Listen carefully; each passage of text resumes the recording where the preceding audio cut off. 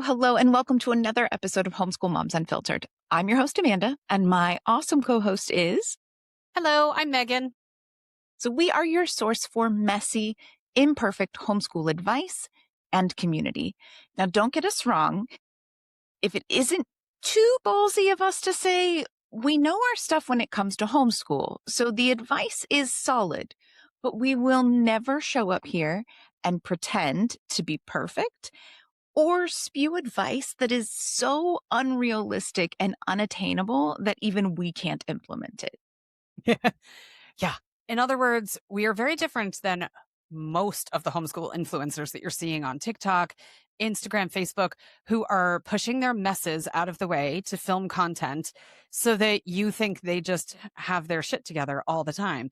And spoiler alert, most of them probably don't. Yeah, we've talked about it before. If this is not your first episode with us, I really don't understand why some people feel so compelled to pretend their life is something other than what it really is, like especially for internet strangers. Yeah. Yeah, Who cares? exactly.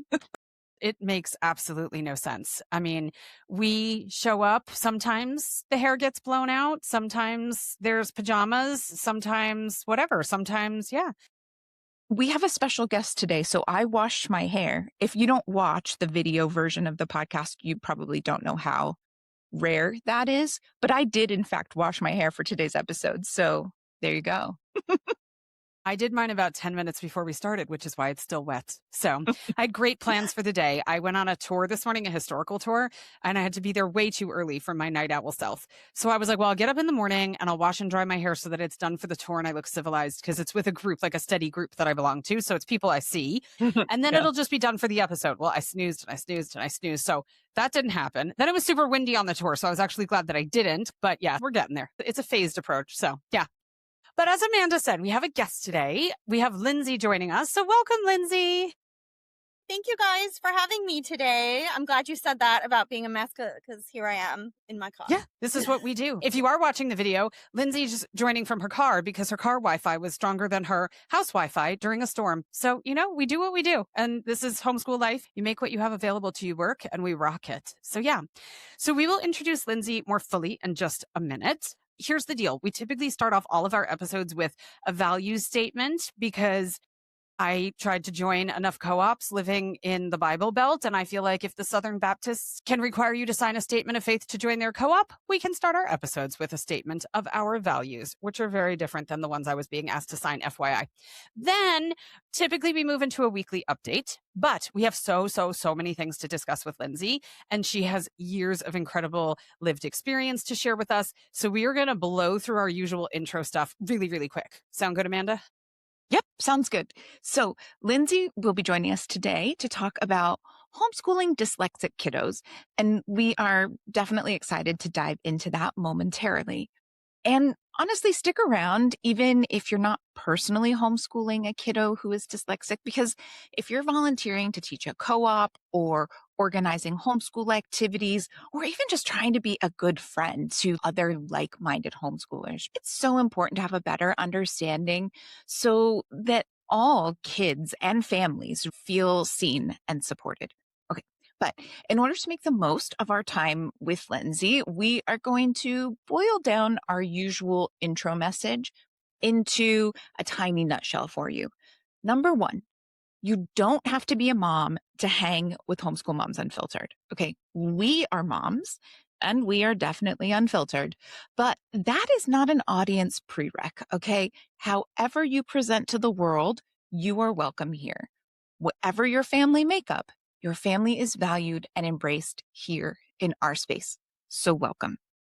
And then number two, we are an inclusive secular space.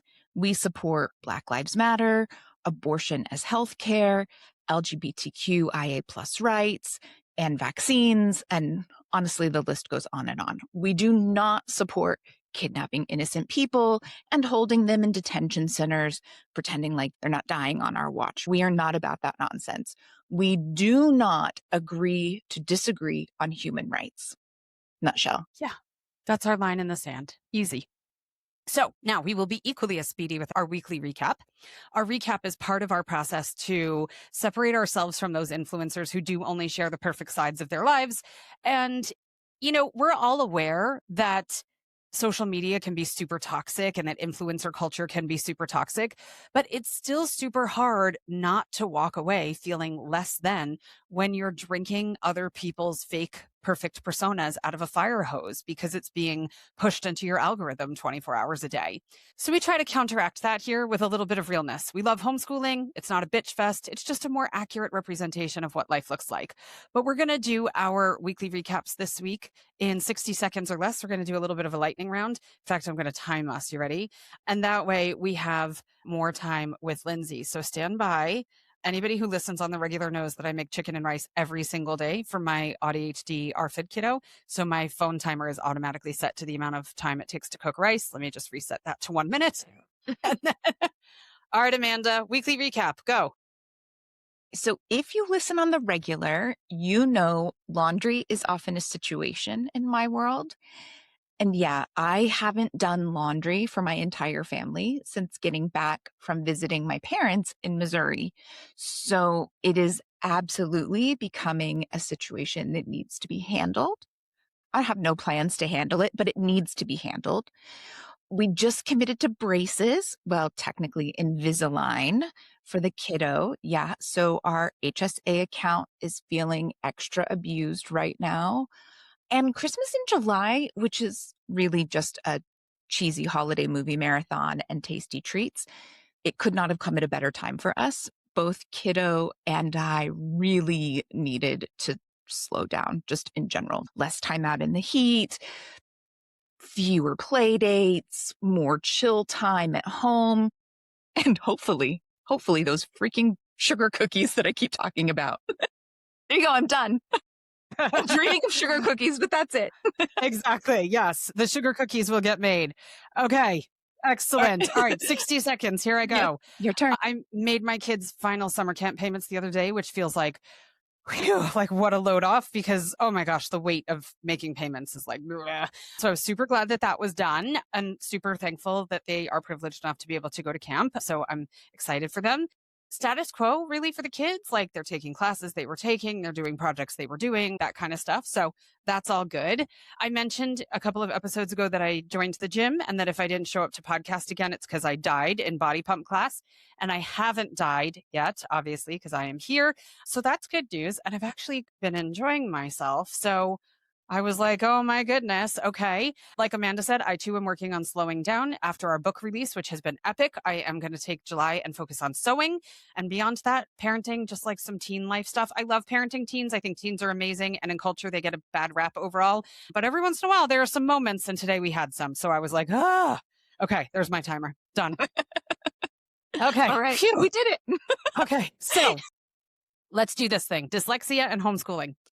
We talk about neurodivergence all the time, all the time, all the time. But a lot of times we're talking in terms of ADHD, autism, gifted, sensory processing disorder, dysgraphia, a few others that come up quite often. Neither myself nor Amanda have a dyslexic kiddo. So, I mean, yeah, we could do what other homeschool people do who don't have lived experience or other in-depth knowledge of dyslexia. And they just yell Orton Gillingham every time dyslexia comes up because that's kind of the Pavlovian response to dyslexia.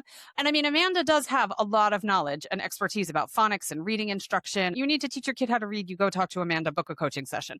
But it's the same as any other type of parenting or homeschool flavor. There's what you know, and then there's what you've done. And those things can be very, very different. And Lindsay has done the thing. So we're super happy that she's here today. Well, yeah, and that's it. Sometimes surface level is fine. Sometimes that's all you need. Sometimes that's all you want. But we usually go deep around here. So today, our plan is basically just to fire away at Lindsay with questions and see where the conversation takes us. I'm sure we'll be learning right along with you, the listeners. So we'd love to officially welcome Lindsay here with us today. And we'd love to have you introduce yourself and just share a bit about your family and maybe kind of lead us into your dyslexia story. Thank you guys so much for having me today. I'm excited. So, my name is Lindsay. I live in South Florida. I have two kids who I homeschool, a 15-year-old who is neurotypical, and I have a 10-year-old who is neurodivergent.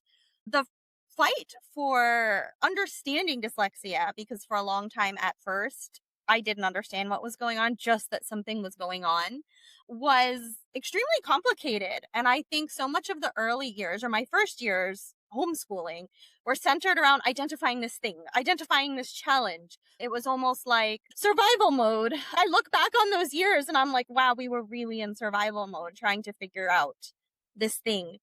Things are a lot smoother now. Of course, they're not perfect, but we love homeschooling. And my child who's dyslexic, she's 10.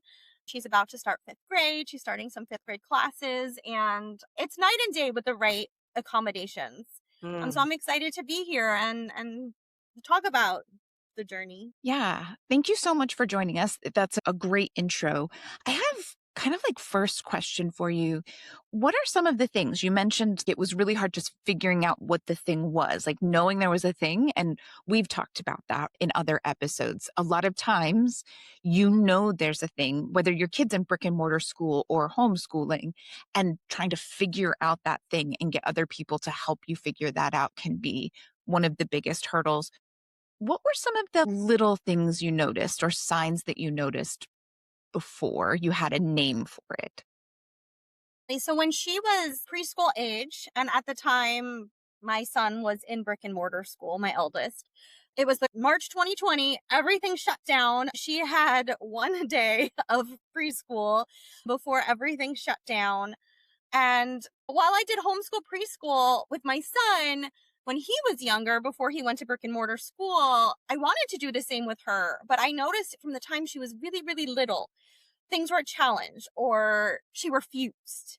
And it wasn't really her personality. She is very like all into everything she does. She will try anything once. But when it came to anything related to school, to match cat with the letters, we weren't doing it. And not only were we not doing it, we were throwing the whole table with us. And there were things like that. She loved to sing, but she would repeat the same lines over and over and over and over. And we would play the other lines, and there was no really recollection of them. It was like she was struggling with her words, or she would say the wrong word in the middle of a sentence, even if it was a very familiar thing. Like if she wanted to say the juice over there, she would be like, the thing, the pool, something that was totally unrelated. And it was like this panic. And I noticed at first when right before the pandemic shut down, I said there's something with her speech. She's using the wrong words. She's using the wrong letters, and not ones that you would like D, B, P, nothing like that you would understand would get mixed up. But a big one was like M and P. She would mix up the sounds altogether. Pool would be like the mool and things like that. And I would say there's something here. And we went through the early start. They did the speech eval. They said she had a speech delay. And the preschool that she had done one day of before the shutdown was a speech program. And she had an amazing speech pathologist, but I wasn't convinced it was all just speech related. Yeah, no, Yep, absolutely. trust your gut. That's it. It's so hard. And exactly what you're describing can be a little bit of a symptom in a lot of different diagnoses. So figuring out exactly which one and the whole big picture, it's so crucial. I wonder, kind of given what you have described, let's take a step forward in the process for you personally. I think getting this out there for other people who are listening and at the beginnings of their stage, or the people who are listening and like allies. I'm not really sure you're allies in this context, but everyone listening knows what I mean. And if you don't know, then you probably left quite a while ago because we're not your people. So, what kind of misconceptions did you have about dyslexia before you were living it as a family? A ton. The biggest thing that you hear about dyslexia, or the biggest thing I heard about dyslexia, was it was letter reversals. When you're reading, when you're writing, you're just swapping letters. I had no idea dyslexia was a spectrum. I had no idea that there were some kids that maybe did just swap letters. And then there are some kids that flat out would not read, could not understand the beginning, middle, and end of a word. Like most things are a spectrum, dyslexia is a spectrum. And I think The most jarring thing for me is when she was diagnosed, dyslexia wasn't on my radar.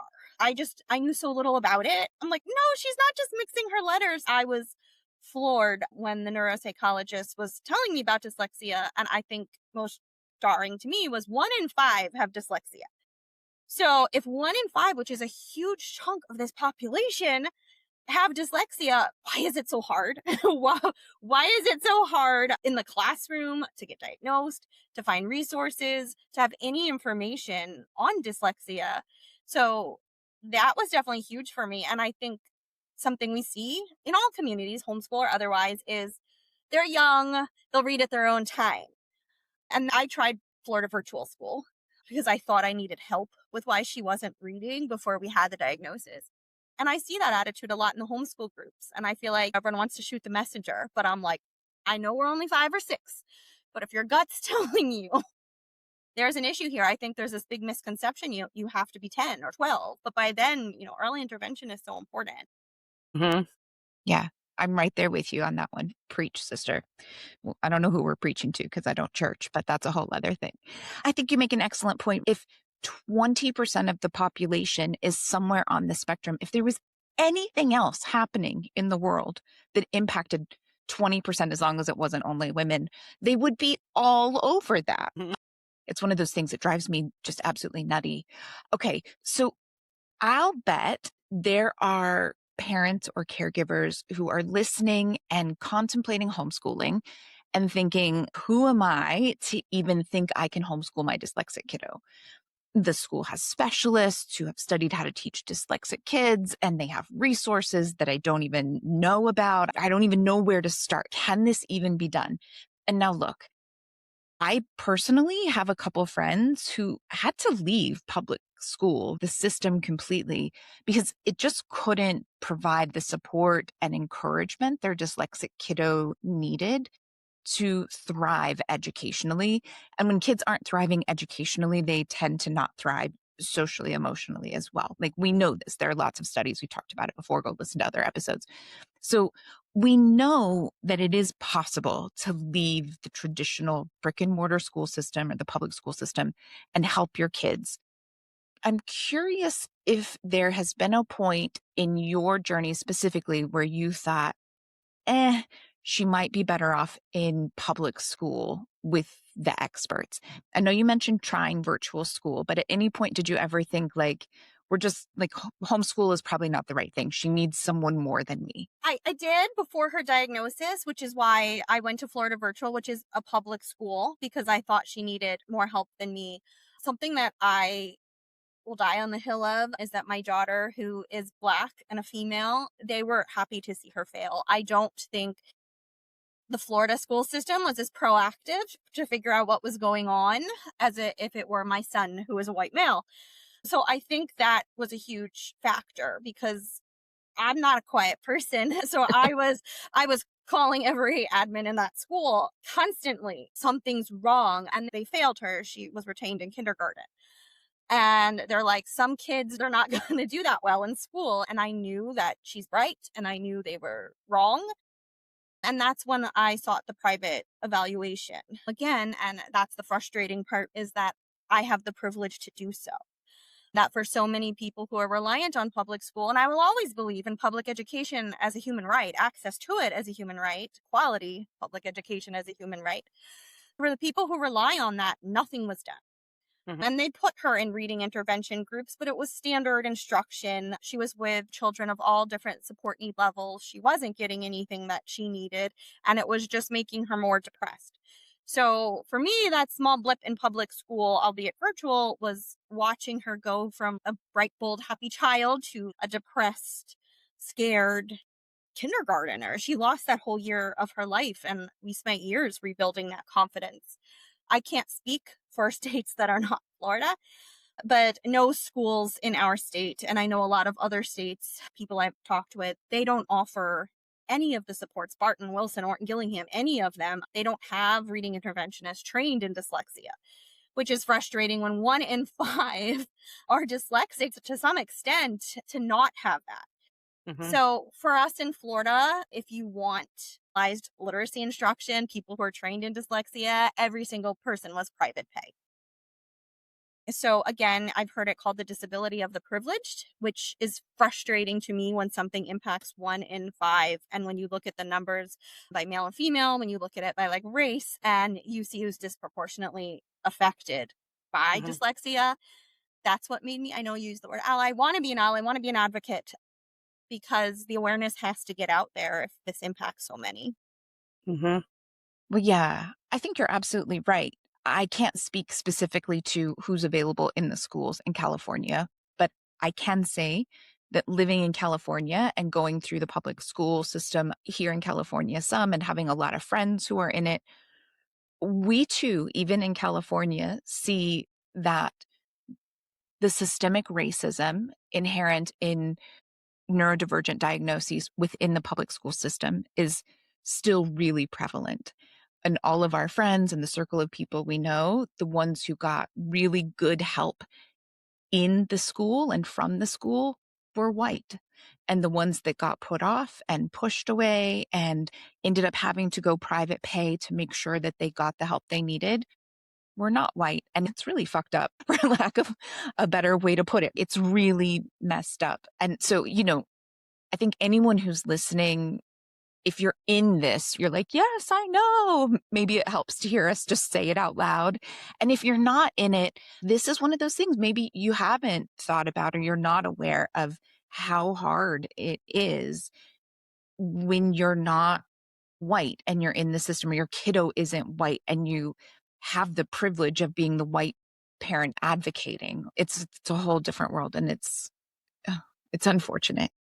Mhm. That's like the understatement of the year. It's unfortunate. Mhm. I think that's fucked up was better. That was a better Yeah. descriptor. Yeah. I'm like, how many different ways can I say it's fucked up Might as without well just saying that? Like, just call it what it is. Yeah. just leave it there. I mean, I didn't get super involved in the homeschool communities when we lived in South Carolina because by then I had just given up on finding any sort of secular or progressive community at that point. But I was in some groups just for keeping a pulse on things. And so I don't know the exact language, but I had seen multiple posts about the fact that dyslexia isn't even one of the recognized things that they serve in public school there. It's like, that's not one of the things we can help with. And I'm like, how is that even possible? It's unreal.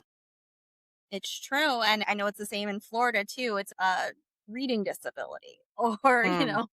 learning disability. And for something that impacts so many. So everyone thinks I'm an alarmist in the homeschool groups when someone's like, help, my 6-year-old can't recognize beginning, middle, and end, or my 7-year-old can't recognize these letters. I'm like, I know they're young, but it's worth looking into. Hmm.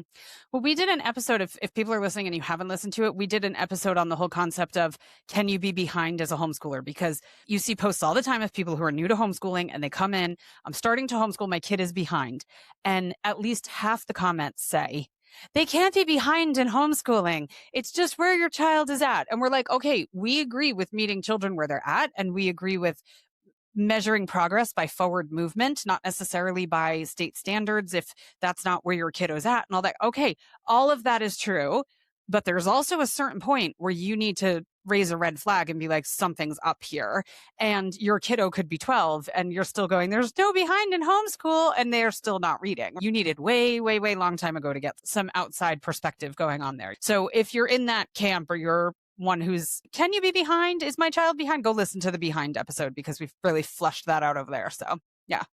Yeah, I agree. I see that all the time. People are always yelling at me online when I suggest dyslexia and there's no behind. I'm like, well, my husband's diabetic. If you're diabetic, you need insulin. Like, you can't withhold tools from your child that needs them. And no, it's all great here.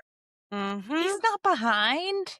Yeah. It'll sort itself out. It'll Yeah. figure out how to regulate insulin. Just give it time. Yeah. His pancreas is on its own journey. It's fine. Yeah. Yeah. Uh-huh. So I guess we have lots of questions, right? But your kiddo is, you said 10? Hmm. Yeah. So how has dyslexia shown up differently at different ages for your kiddo? And you might not know this yet because you're not quite there. You're in the early stages. My kid is always happy to tell people that puberty starts at 8. But is it like other neurodivergent diagnoses where like all hell breaks loose during puberty? You know, yes and no. I think the worst part of it when they're little is so overwhelming because they're not like their peers. And it's hard for me to judge because now at the puberty phase, she's proud of herself. She's thriving a little more than she was. She just did her first ever out-school class that involved group reading, script reading in a class, and she loved it, which I never ever thought would happen. Confidence is a struggle. So, it ebbs and flows at the puberty age. They struggle with confidence regardless. But right now, I feel like she's at her I'm on top of the world phase. But we spent years getting her there because it's really hard when you have a 6-year-old, a 7-year-old, and they say things like, I'm too stupid to live. I'm not leaving my room and I'm not going to that party. We did class at the beach and the marine biologist passed out a word search and she was like, I gotta go. Just where you can't really enjoy yourself. You're always like fight or flight, fight or flight.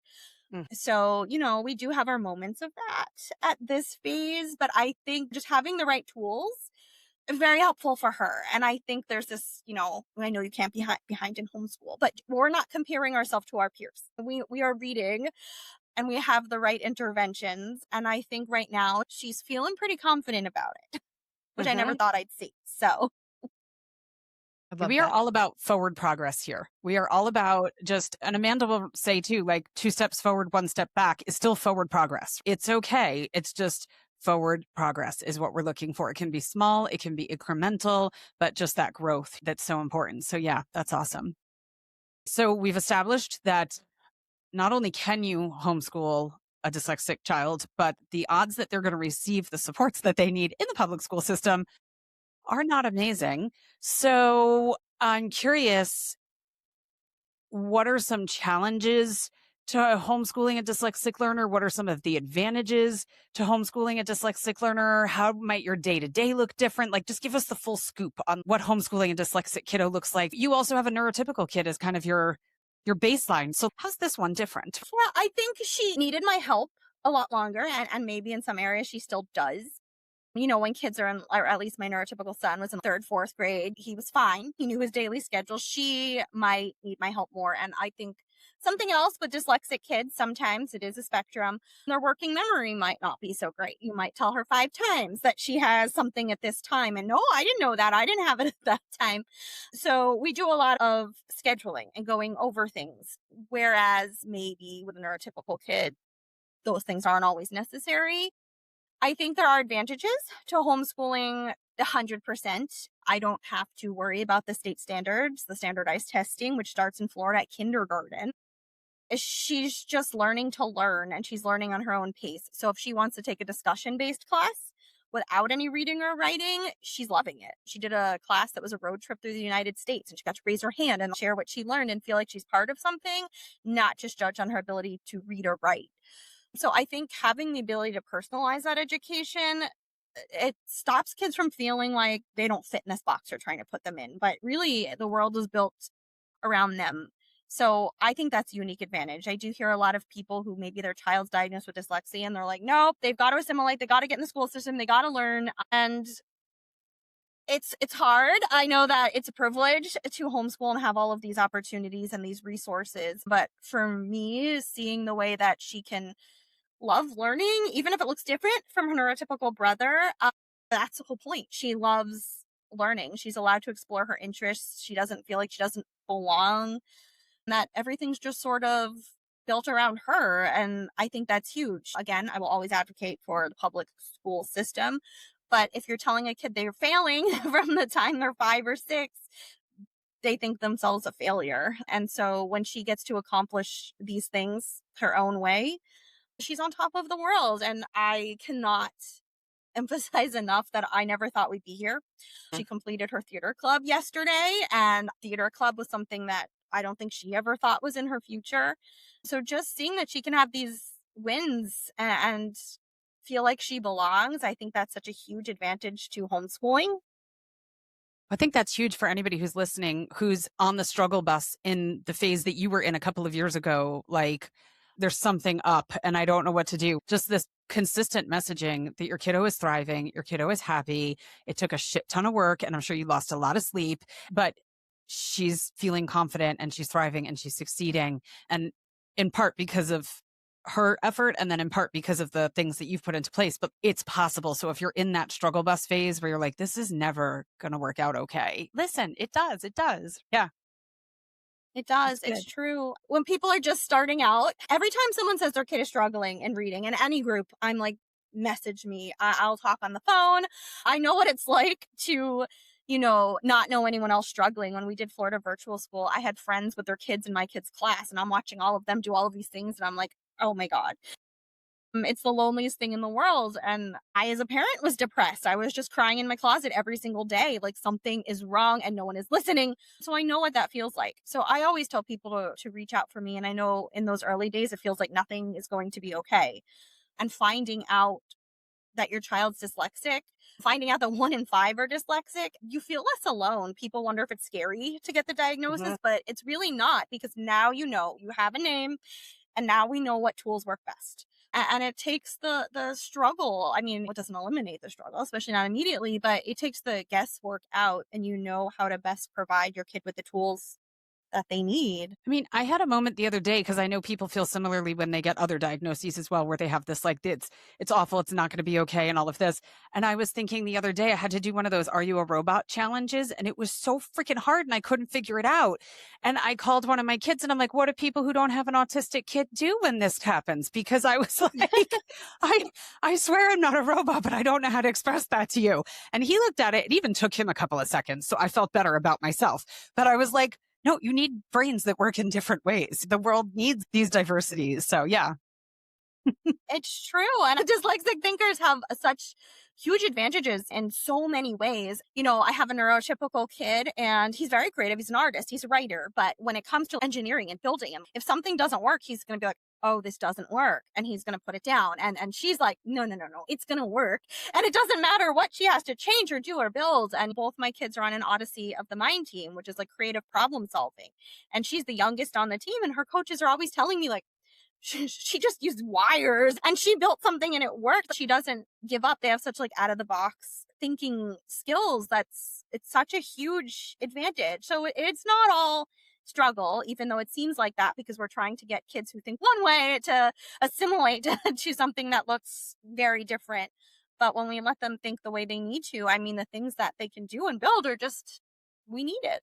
Mm-hmm. And for anyone who's listening and is like, I had no idea, or that's totally new information to me as far as the way dyslexic kiddos and adults think outside of the box and are amazing problem solvers and see things differently, go back and listen to, we did a book series and an author interview.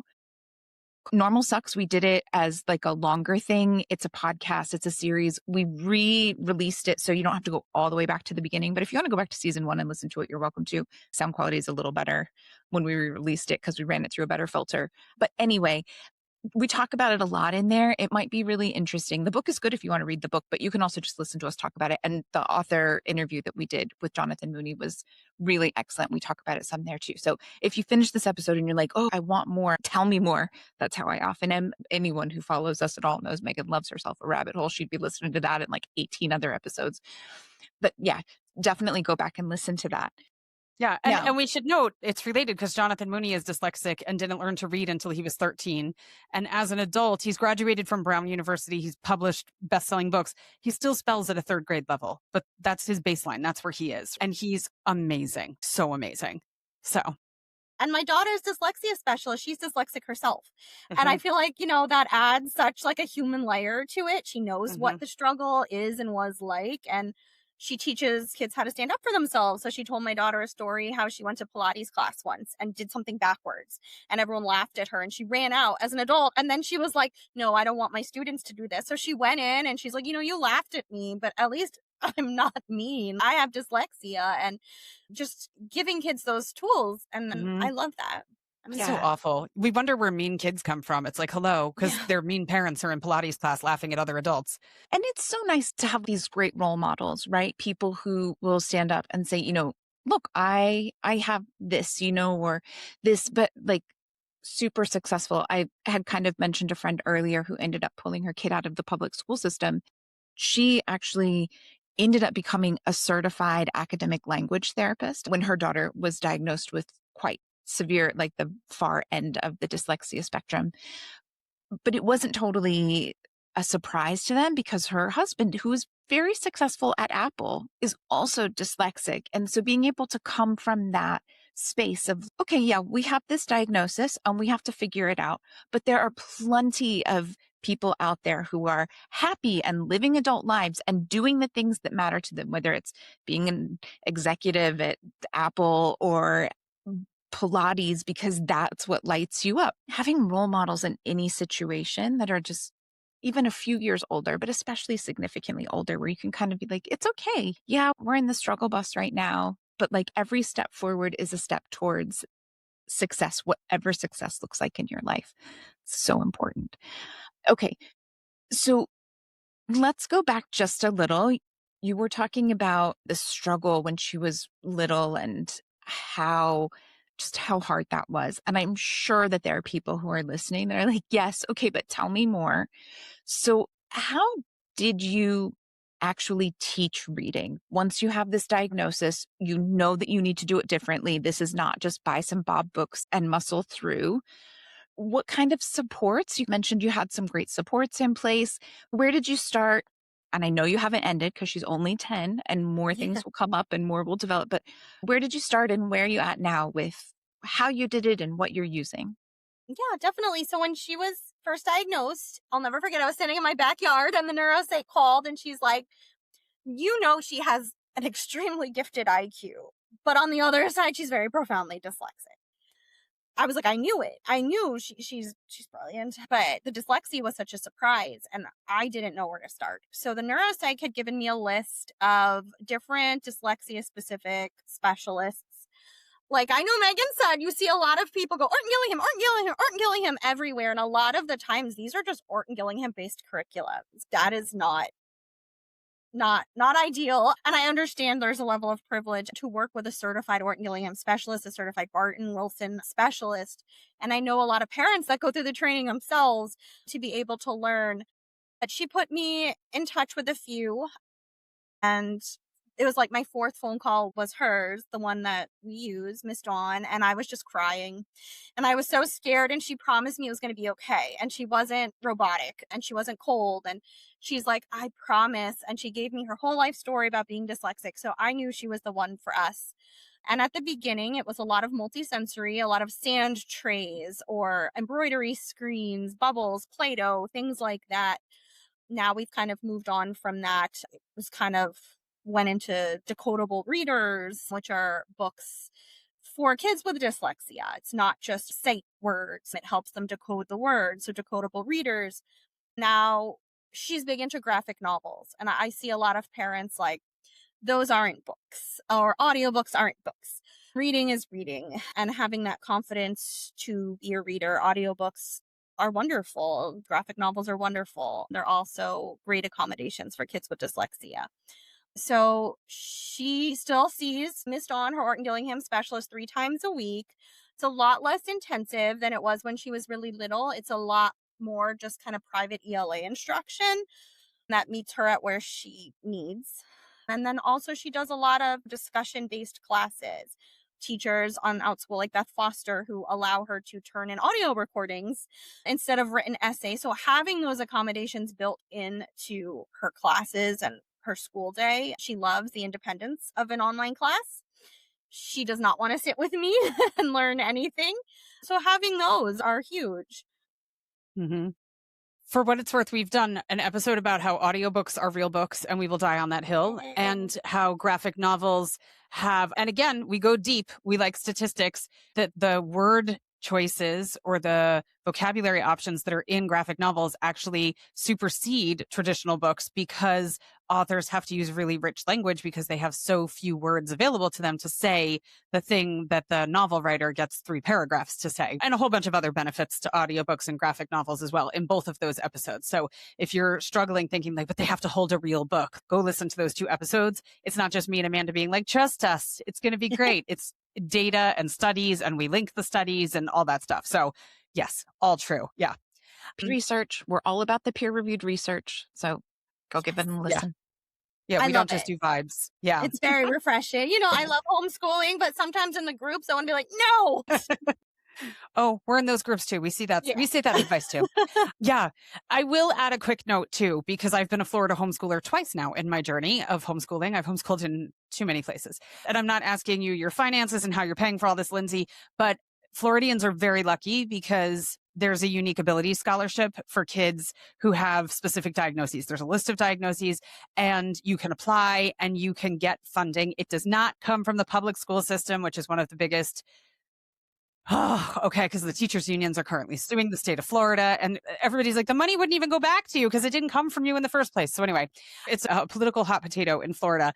But states that have programs like that for special needs kiddos, my gosh, it is amazing to be able to at least partially fund, even if it's not covering everything a family needs, to be able to offset some of the cost of what you're talking about. Because I'm sure there's some people who are listening who are like, I can barely afford to put gas in my car. How the fuck am I supposed to pay for this? And that's the reality. That's why you said it's a privileged diagnosis because Yeah. And all of this talking costs about money. UA, like you just brought up the Unique Ability Scholarship, we have, for anyone listening, Step Up for Students, and we have AAA scholarships. So there are two providers. People say Step Up is full, and they don't realize AAA scholarship is smaller. It exists. It's there, and they're open for a lot more once Step Up closes. So yeah, a lot of my friends at the public school system are like, traitor, and you've left. And I'm like, no, I will always advocate for public education, but you have children who need these services. They Hmm. need these tools. And like you said, if you're choosing between putting gas in your car or being loyal to the Florida public school system or giving your kids the tools they need, it's a lot more nuanced than people can really understand. So I do appreciate the UA scholarships. I've seen them help a lot of families. And there's a lot of families I talk to here in the area in Broward County where I am who they have to figure out, they have to pull their kid just so they can apply for these scholarships to give them the services. Well, now they have to figure out how to work from home, who's watching their kids. They can't just leave their jobs. So it's not just some quick fix, but Hmm. it is funding that is available. And I think we can believe in and support quality public education and also realize that it's not meeting the needs of these kids. It's almost ableist to be like, nah, suffer for the greater good. So Hmm. I do always advocate for UA funding when it's an option for people because it is a huge help. Hmm. Yeah. That is one of those hills that I will die on. The number of people I hear who are basically like, if you're progressive, if you're liberal, you have to suffer to support public education. But then also, they firmly believe, well, you can be both happy for someone and sad for yourself. And I'm like, I don't really understand why, in some situations, two things can be true at once. But when it comes to education, only one thing can be true. Like, it doesn't work that way. The same. I don't think there's any world where we're like, don't take my taxes to pay for the local public school. Like, hugely support them, would support their fundraisers, and absolutely want them to be there so everyone has access to Hmm. a quality education. But at the same time, understanding that there are lots of different ways to educate your children, and homeschool can be a really good option for a lot of families, especially families who are dealing with other things, Hmm. not just a neurotypical kiddo who will thrive in a brick and mortar school. Hmm. So, all right, if we're talking like nitty gritty nuts and bolts things, I have kind of a two-parter for you. First, if you're evaluating things, how do you know if a reading curriculum is dyslexia friendly? And then the second part of that would be, are there any programs that you're like, yes, check this out? It might not be the right fit for your kiddo. It might not be where they're at, or it might not meet them, but these are some solid ones to start with looking at or identifying. That's a good question. So when we first pulled to homeschool, I was still learning this on the go. All my friends used Oak Meadows. I'm like, I'm going to try Oak Meadow. Beautiful curriculum, way not dyslexia friendly. There's just so much. When you're looking at a curriculum for a child with dyslexia, a lot of the times you follow the same guidelines if you're looking for a child with ADHD, which mine also has. We want lively, we want short, we want something that can be all hands on deck here, creating things that are very multisensory friendly versus a text spiral. It's another nuance issue. A lot of people who are like, young children should never be learning on screens. But sometimes when you have children who are dyslexic, they want to talk. They want to talk to other kids. They want to showcase their learning that way. They're not going to learn from a text. So for us, we found, again, working with a certified Orton Gillingham specialist, we do a lot of that. Some people use All About Reading, things like that, that are Orton Gillingham based. I don't know if I would consider it, enough, but I understand it's an access issue too. It's one of those tricky things. So I would definitely recommend things where you can multisensory, create, Hmm. build those Mark Rober boxes.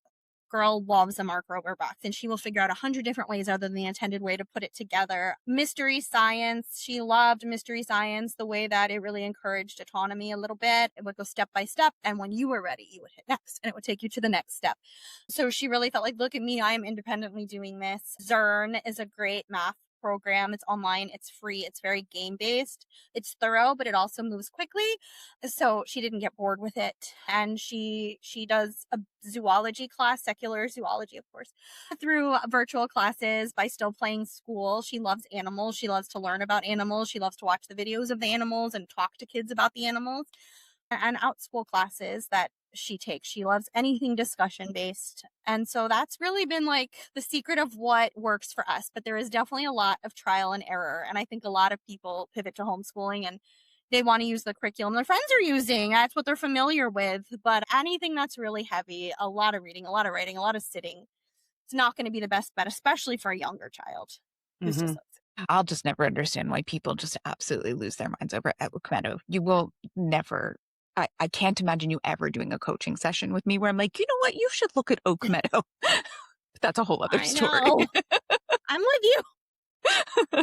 Can I just ask one clarifying question going back to the fact that you have a tutor for your kiddo Yeah. and you said she's Orton Gillingham certified? I think I have seen discussion in groups that there's different levels of Orton Gillingham certifications. And some of them are super duper basic, like you went to a 6-hour continuing education thing online, and some of them are pretty in depth and they really know their shit. Is that true? And if so, how does a parent know how to sift between tutors who have brief exposure to the concept versus the ones who like really know their shit? That is a good question. I'm not sure that I really have a great answer, except that with our UA funding, I need all the certifications and degrees. So I see that ours has a stack like this. And then I have another friend that uses her for Barton and Wilson, and it's the same thing. We've got a stack like this. And I know she still does a lot of continuing education. I know that she trains other people too. And you kind of see the same names, at least locally, when you're looking. And then you see some that are like, I've done an Orton Gillingham seminar before, so you can kind of tell. I see her degrees and everything. Okay. But for That's it. parents to know, maybe just like tease that out a little bit, ask some questions in and around that, because I think there's different exposure levels when you can still say like, oh, I'm OG, but like not really kind of. Yeah.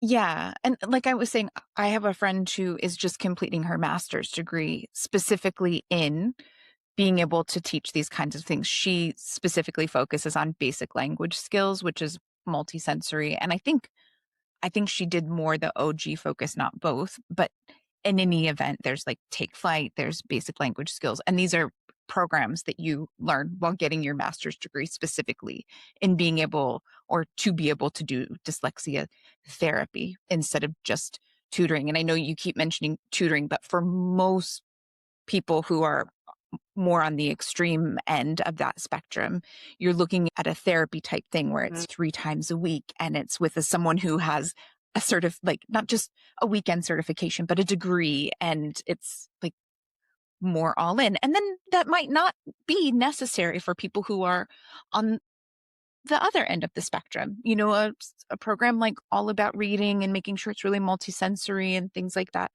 might be enough, with a little bit of Definitely. Yeah. extra support. So, Hmm. Definitely. That's And an a lot of important. kids, don't jump to they don't need the tutoring 3 or 4 times a week. You're right. It is a spectrum. There are a lot of kids who can do well with standard literacy instruction. There are All About Reading tutors who can go through the program with them. Sometimes that's all they need is the little bit of a handhold. I know my daughter, she is profoundly dyslexic. So what it looks like for her is a little different. She had a friend diagnosed recently and the parents were like, well, we didn't realize because our journeys are not the same. So it really was like, it is. It's a Yeah. spectrum. But I think that's an important distinction in language, Amanda, like, because I'm not in the dyslexia world. Like, to me, it's tutoring, but that's the therapy. I wouldn't have known that distinction. And you're right, that does make a huge difference. That approach is quite different for kiddos who are on that end of the spectrum that need that. So, yeah. All right, cool. So, we want to talk to you about the emotional aspects of dyslexia in just a moment and how you're navigating areas related to confidence, which you've already talked about quite a bit, and acceptance or understanding of your kiddo understanding their own brain, because that's super important too. And like we said, especially since you're right in that sweet spot for puberty kicking off, let me tell Hmm. you, because I have a mix of boys and girls, and I know you have an older one who's already in the puberty thing, but is a boy. I can only tell you from my own experience, when that girl gets there, buckle the fuck up. Okay. So, yeah, and again, I love having teenagers. I love it. I wouldn't trade it for anything. Couldn't pay me to go back and change a diaper, but holy shit. At least that's been our experience in our house. Maybe other people's have been different. But anyway, first, before we get there, want to just quickly remind listeners that we have created an absolutely obscene amount of resources to help you get started homeschooling or to make confident, supported decisions along your homeschool journey if you're already in the mix and on your way. Head to our website. It's homeschoolmomsunfiltered.com. You can find links to books that we've written, meaning me and Amanda, personalized coaching with either of us, both of us, unit studies we've created, live support meetings where you can come and we have a group and we all discuss, and you need to support. Homeschooling in a vacuum sucks and it's not a path to success, and just so much more. So please go check that out. If there's something that you're wondering about, stressing about, avoiding making a decision about, hello, I'm all about that. We can pretty much guarantee that we have a resource that will help you. So yeah, homeschoolmomsunfiltered.com. It's in the show notes, or you can just type it into Google. Either way. But back to dyslexia. I'm curious because we see these questions a lot with parents where they're like, okay, we just got this diagnosis. First of all, we see people who are like, should I tell my kid? Yes, that's step one. Yes, your kid needs to know how their brain Yes. works. Like, that's holy shit. Okay. But what are the conversations that you were having when your kiddo was younger, maybe at the time of diagnosis, and versus even now, where if there's a point of frustration and you kind of have to circle back to like, well, your brain works differently, kiddo. How are you explaining that? How are those conversations sounding? When she Okay. was first diagnosed, I sat her down and we went over what it meant. There's a book called Brilliant Bee. She was younger. It's a children's picture book that explains kind of how dyslexia works. We talked about it. And it was kind of a relief to her, I think, to know. And for a while, when she was little, she struggled with confidence, but she would also tell people, I have dyslexia. I don't understand this. And then, it ebbs and flows. The older she got, I think the more we see people with dyslexia in the media, or maybe we have just sought them out. But during the Olympics, my son would tell her, oh, like this ice skater, this speed skater, they have dyslexia. So I think we've just kind of normalized it for her. Sometimes she's frustrated, even still, even though it's something that she's gotten a little bit used to. She does get frustrated. She wishes things were easy like they were for other people, especially when we are in a group setting. And I think for many, many years, probably from the age of 6 to 9, we didn't do any co-ops. We didn't do any group academic anything. And that was her request, because the times that we did non-academic, like marine biology or just playing in the ocean or going with friends, gymnastics class, she would always feel ambushed if someone gave her a worksheet. Like one gymnastics class, it was a game, a jumping game, and something was like, write down your friends' birthdays and the first initial of their name. And she was like, I'm out. And she was scared to do anything. And then she would want me to talk to the teacher and explain, because she was too afraid to. And then I think at this point, she's made such big strides that maybe she's not afraid to say to people, hey, I'm dyslexic. This is harder for me. I believe it was Orlando Bloom. Don't quote me on that. She's like really into Lord of the Rings right now, who's dyslexic. And so she's just like, oh, I'm dyslexic too. So I think the more we try to normalize it for her, or she sees it in other people, and I think she understands it a lot more now. She's accepted it. But for a long time, it was really hard. It was something she did feel shame, or she would get nervous. She would want me to talk to people. She didn't want to face them. So that was hard. I think it's hard to be different. She also has ADHD. She is an adoptee. There's a lot of layers that she has felt different in her life. And I feel like dyslexia was just one more. And so for her, that was a struggle. We have a friend who owns an ice cream shop around here, and he told her, I'm dyslexic too. So the more and more people that would say that, she would feel less alone, I Hmm. think. But being so profoundly dyslexic, even now when she gets really tired, she'll jumble up word sounds Hmm. if she's playing with her friends. And we have kids when we don't know kids and we're in a park and she'll jumble a word and they'll say, "Why'd you say it like that?" So learning to stand up for herself, I Hmm. think it's a work in progress. Tom Holland just did Amy Poehler's podcast, and I watched it the other day while I was working. And he said the reason he's never done SNL is because he's afraid of the cue cards because he's severely dyslexic. And that's his definition. Maybe in England they use that terminology instead of profoundly. I'm not sure. But and it was so funny because Amy Poehler goes, we've had people do that show that are completely high out of their minds, right? And they do the cute. She was like, I think you could do it. I think as long as you ask them not to make any last minute changes and stuff like that. But he goes, I'm petrified to do the cue cards, so I've never done it before. And it's interesting because in England, I don't know, is Richard Branson one of the people that's been on the Epstein list? Like, I feel like, has I he? wonder that every time. I mean, wealthy and that's like slightly problematic, but Right. I don't think he's actually Epstein problematic. Okay, because there's people that I've referenced culturally for years, and then all of a sudden you're like, fuck Stephen Hawking. Come on, dude. Those George and the Universe books were amazing. Now I'm like, for fuck's sake, I can't do this because you're a pedophile. But Richard Branson has done so much in England where like they have billboards even in England about dyslexic thinking, statistics about dyslexia. I know one time I was waiting for a bus in England and there was one about the percentage of neurotypicals or non-dyslexics that own their own business, and then the percentage of dyslexics who are entrepreneurs, and the number is staggering. And so there are these pockets where there are these opportunities where the dyslexic mind excels, and if you are homeschooling and you have the ability to be able to channel in those directions, it's fantastic. But yeah, he does TV commercials. Keira Knightley's in them, Princess Eugenia. And so I love that there's that attempt to make a cultural shift, and as far as people thinking about themselves, but then also people who are hiring managers, who are school administrators, who are in these positions, because we know that neurodivergence affects employment in so many different ways, depending on what your neurodivergence classification is. So for people to realize that the dyslexic brain is freaking brilliant. It's absolutely brilliant. You just need to set it up for success, like most other people's brains do too. So true. And we're doing a great job culturally taking the stigma away. I mean, I remember being in elementary school, and if someone was struggling, it's like, like that kid's getting pulled out to all of these things. And I think we're doing a great job as a society in that regard, removing the stigma. But I wish there were more resources out there. And I do think early intervention matters. So even a little awareness goes a long way. Mm-hmm.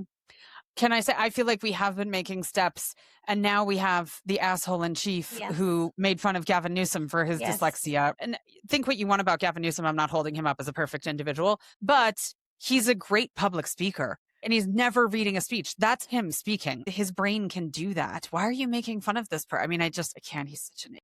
Not Gavin He is. Newsom, the other one. Yeah. Oh, yeah. But anyway. Yeah. No, it's true. Yeah, it is. But I think you make a great point, and I kind of stumbled over it earlier in the episode. But again, that idea of role models, and it can be athletes and successful business people and actors in these kind of industries where the dyslexic brain often thrives. But it's just as important to have everyday role models. I talk about it as well with ethnic diversity and diversity in our materials and things like that.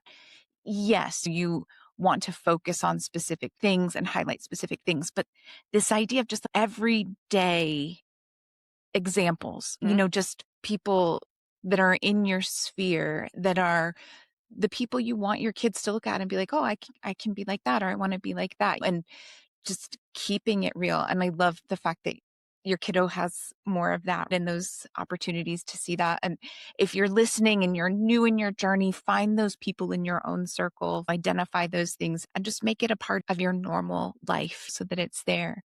And there's so many, like my best friend's mom, a lifelong principal, and who knew she was dyslexic? And then one day, casually last year, she's like, oh yeah, I'm dyslexic too. Like we know. I think the more that you talk about it, the more people will be like, hey, me too. Because I mean, 1 in 5, chances are once you open that door. Yeah. Absolutely. All right. So we have talked loads of different things. we're getting towards the end of the episode. We can't talk forever. This could end up being one of those like 3-hour episodes we have sometimes. But can you offer some tips, I guess, on ways parents can help their children develop confidence in their strengths while also supporting areas of struggle? This is one of those things we talk a lot about, this idea that there's nothing wrong, especially as homeschoolers, of being able to focus on strengths, but especially when there's an extra diagnosis in the mix, there does need to be support for certain areas of struggles. So what do you think are some tips to help parents navigate that? It can be tricky. I know with my daughter, I could tell her strengths all day long, and she's going to focus on what she struggles with. And that has been a struggle for a long time. I do think maybe it was my instinct to kind of, when she's like, no, I don't want to do group anything. I just want to stay alone, to kind of just accommodate that. I don't want to push or make them uncomfortable, especially a neurodivergent child. But if I could go back, I would encourage those strengths more then, to kind of put her out there, like you were talking about, a little bit of kindness. The first time we experienced it in an out school class with teacher Beth Foster, and Carmen never got a chance to read an Animal Club because she would never volunteer to read the names in Animal Club. And so Beth Foster came to me and she's like, can I tell you everything ahead of time? So you can print out cards that she can have next to her and she can feel like she can do it. And I think if I could go back in time, I would focus on her strengths and look for people willing to accommodate that way. Let her do more group learning activities and maybe just talk to the instructor ahead of time. Figure out a way to build in those accommodations instead of help her feel like, no, she's got to hide because she's not ready. But you never want to push. We do have some demand avoidance. So it can be a little bit tricky. But sometimes coming from me, like, wow, Carmen, that was great. You did beautiful. You really worked hard on that. Look, she's like, whatever. But hearing it from other people, instructors, peers, I think, not to be self-deprecating, but it means so much more than coming from her mom.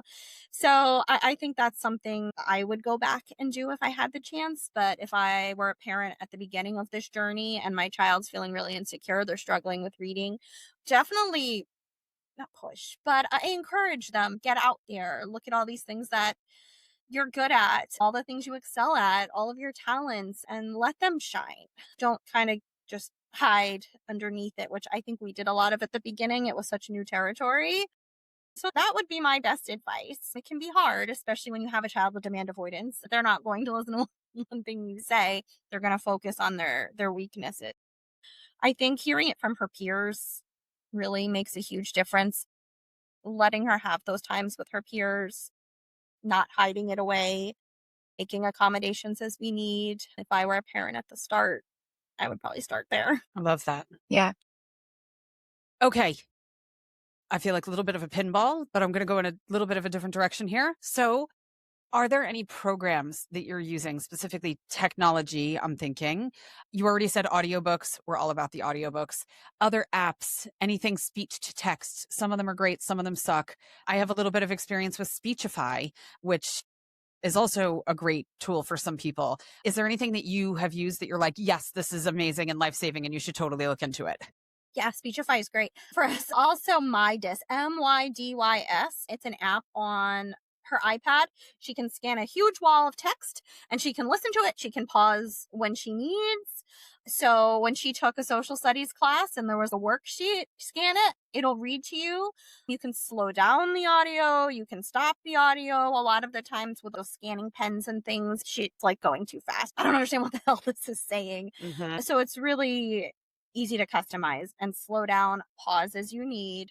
She really enjoys that. And the basics like Microsoft Word, PowerPoint, just recording an audio recording. She loves that. I think that's her favorite. She has little patience to do text to talk and she has to change some words. So she's like, I'm going to record an audio recording. And the teachers will just transcribe them or listen to them. So, but yeah, MyDis, that's a great app. It is a paid app. Mm-hmm.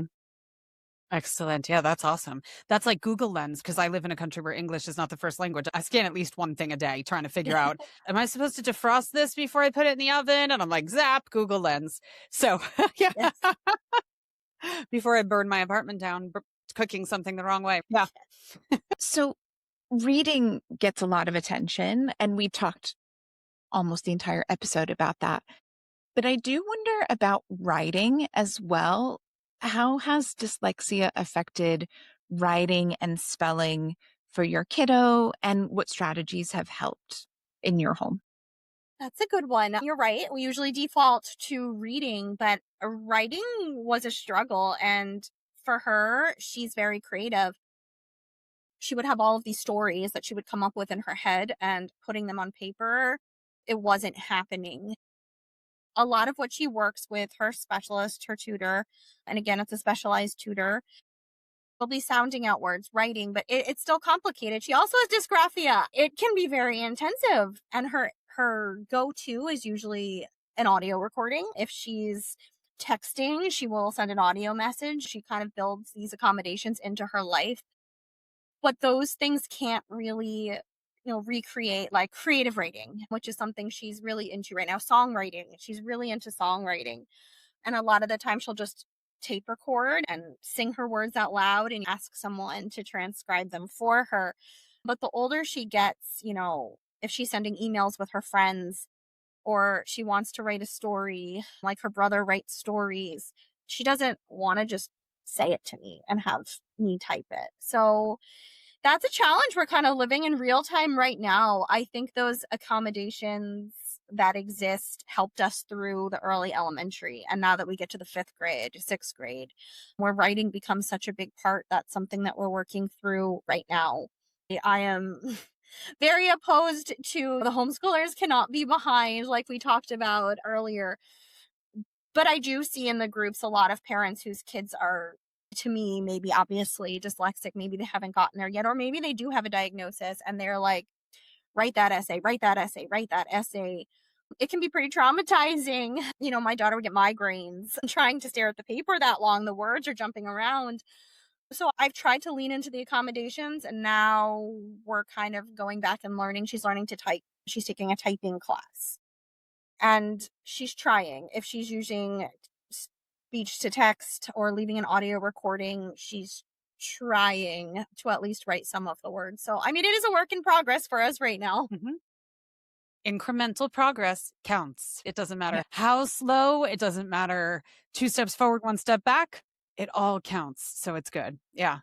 All right. So one last question for the day. I think we're questioned out, if that's a thing. Later, I'll be like, oh, we should have asked her this. Or we'll have to have you back on in 2 years when you've gotten the whole writing thing sorted out. And you're like, we're in that journey. You can come back in season 6 and tell us about it. Yeah. But I'm curious if there's one thing that you wish someone had told you earlier that you're like, oh, this would have made a world of difference if I had known this 3 years ago, 5 years ago, whatever.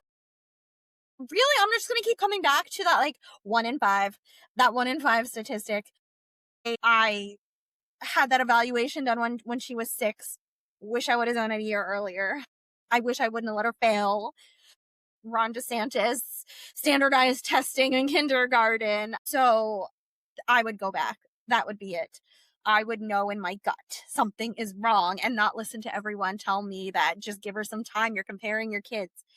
If I knew that 1 in 5 back then, if I knew enough about dyslexia to listen to my gut that something wasn't adding up, it would be that. It will always be that. And I know you can't kick yourself for what you don't know, but I think that's why I will be obnoxious and I will be an advocate for, like, hey, call me an alarmist, call me what you will. If your kid is 5 and 6 and they are struggling, yeah, they're young, and it's true. Not everyone learns at the same pace, but early intervention, and Yeah.